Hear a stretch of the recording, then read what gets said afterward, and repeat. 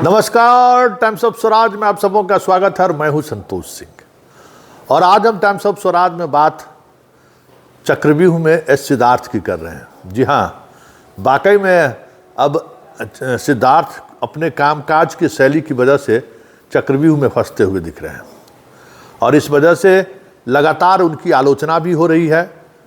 मुख्यमंत्री भी कहीं न कहीं उनके कामकाज की शैली से नाराज हैं। कई मंत्री सीधे सीधे तौर पर कहें तो सिद्धार्थ के खिलाफ मोर्चा खोल चुके हैं। विजय चौधरी हों, अशोक चौधरी हों, सुनील कुमार हों, ये सारे वर्तमान और पूर्व शिक्षा मंत्री जो हैं वो कहीं न कहीं सिद्धार्थ के कामकाज शैली से नाराज हैं और वो नाराज़गी अब खुलकर दिखने भी लगा है। और यही वजह है कि अब सिद्धार्थ को बैकफुट पर आना पड़ रहा है और हर एक काम की अब समीक्षा होनी शुरू हुई है।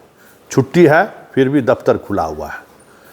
सारे शिक्षा विभाग के अधिकारियों की कह सकते हैं कि ऑनलाइन उपस्थित रहना है, छुट्टी रद्द ही समझिए उन लोगों का। पहला तो आदेश हुआ है कि जितने बिहार में शिक्षकों का वेतन नहीं मिला है, 1 सप्ताह के अंदर सभी को वेतन मुहैया कराइए।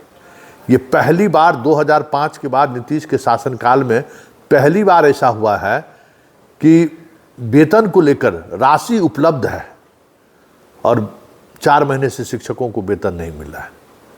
यही ना जंगल राज था भाई। नीतीश और लालू के राज में यही फर्क था ना कि कर्मचारियों को पहले वेतन तक के लिए लाला पड़ जाता था, ट्रेजरी में ओवरड्राफ्ट हो जाता था। यहाँ वेतन के लिए पैसा और नहीं मिल रहा है तो विभाग ने सख्ती बढ़ती है और 1 सप्ताह के अंदर सवाल है कि जिला शिक्षा पदाधिकारी महोदय जो चिट्ठी जारी किए हैं उपनिदेशक, तो जिला शिक्षा पदाधिकारी की शिक्षक कौन चीज़ है? HRMS में प्रॉब्लम है ना, HRMS नहीं बन रहा है। HRMS आपके बगल में पटना में है। क्या कहते हैं, वित्त मंत्री से बात भी हुई थी, वित्त मंत्री सदन में भरोसा भी दिलाए थे।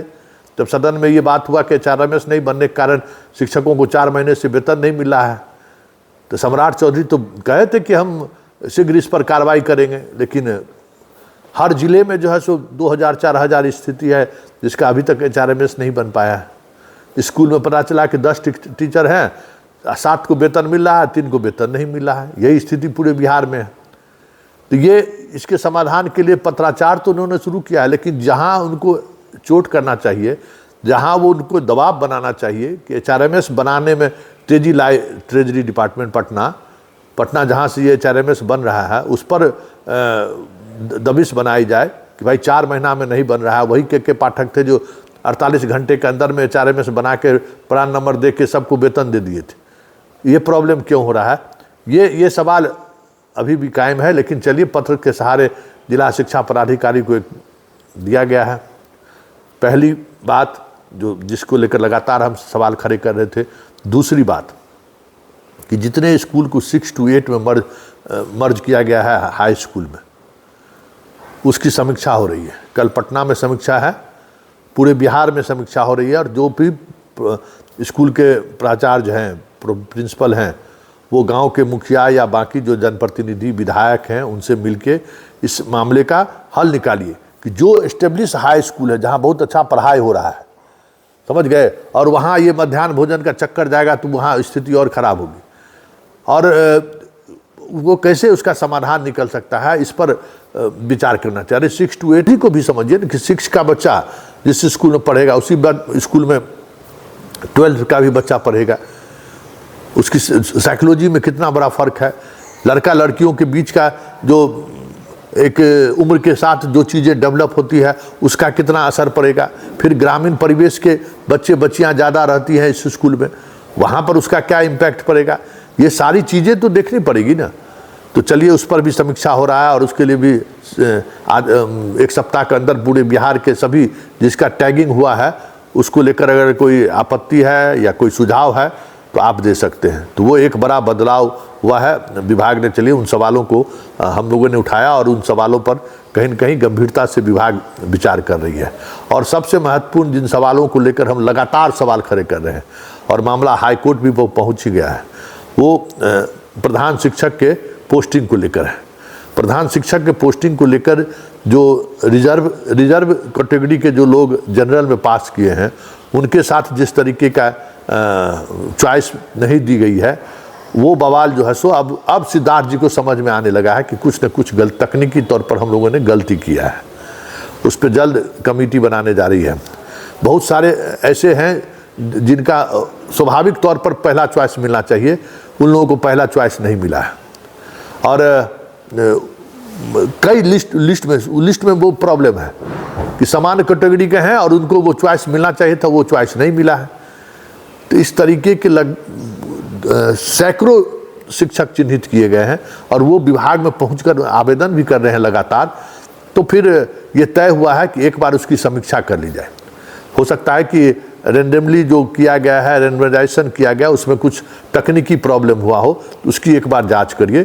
तो मतलब सिद्धार्थ यहाँ भी बैकफुट पर आते हुए दिख रहे हैं कि जो अड़े हुए थे, एक अलग तरीके की पॉलिसी की बात करके वो लगातार अपने किए गए काम को जस्टिफाई कर रहे थे, अब उन्हें भी लगने लगा है कि नहीं, कुछ बड़े स्तर पर ज्यादतियाँ हुई हैं, मतलब बड़े स्तर पर ये समस्याएं खड़ी हुई हैं, जिसको लेकर अब विभाग एक कमेटी गठित करने जा रही है। और साहिला मैम को कहा गया है कि एक बार फिर से आप पूरी चेक कीजिए। और क्योंकि एससी जो शेड्यूल कास्ट हैं उनके साथ भी ये समस्याएं हुई हैं बड़ी संख्या में। स्वतंत्रता सेनानी को तो मौका ही नहीं दिया गया है, उनको रिजर्वेशन 3% होना चाहिए पोस्टिंग में, वो अगर आप पोस्टिंग में रिजर्वेशन दे रहे हैं तो वो भी वहाँ कहीं नहीं गया है। सामान्य के श्रेणी के जो लोग हैं उनके साथ भी बहुत तरह की चीज़ें सामने आई हैं। पिछड़ा में भी जो है, जो पिछड़ा टॉपर है उसको अपना फर्स्ट चॉइस नहीं मिला है, जो नीचे है उसको मिल गया। यही चीज़ ईबीसी में हुआ है। तो ये जो रिजर्वेशन को लेकर जो नई बातें सामने आई हैं उसको लेकर गुस्सा है, और अब गुस्सा विभाग को भी महसूस होने लगा है। कई विधायक और मंत्री के ऊपर भी दबाव पड़ना शुरू हुआ है। विजय चौधरी जी के पास भी डेलीगेशन गया, उन्होंने भी उस बात को समझा है। सुनील कुमार भी इस बात को समझने लगे हैं कि ये जो फार्मूला अपनाया गया है, इस फार्मूला से कहीं न कहीं नुकसान हुआ है लोगों को।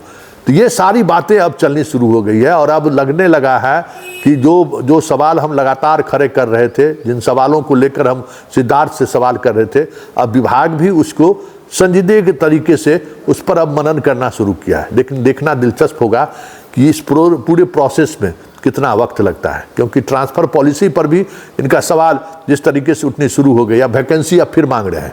अब इसका कोई मतलब है? बार बार आप वैकेंसी मांग रहे हैं। TRD 3 का रिजल्ट निकले हुए कई महीने हो गए, मुख्यमंत्री का अपॉइंटमेंट लेटर का कार्यक्रम हुए अब एक महीना हो गया है, अभी तक उसकी पोस्टिंग नहीं हुई है। हेडमास्टर का प्रोसेस अभी शुरू हुई है, उसमें प्रॉब्लम हो रहा है। ये जो जिन लोगों को शपथ पत्र देना था वहाँ OTP को लेकर प्रॉब्लम हो रहा था। इस शिक्षा के कोर्स में हाजिरी बनाने को लेकर प्रॉब्लम हो रहा है। तो ये सारी बातें अब विभाग, हमें लगता है कि इस बात को लेकर मनन करना शुरू किया है कि इससे निजात पाना जरूरी है। इसलिए कई तरह की कमेटियाँ आपको जल्द विभाग की तरफ से बनाई जा रही है, जिसके माध्यम से इन तमाम समस्याओं का समाधान ढूंढा जाएगा।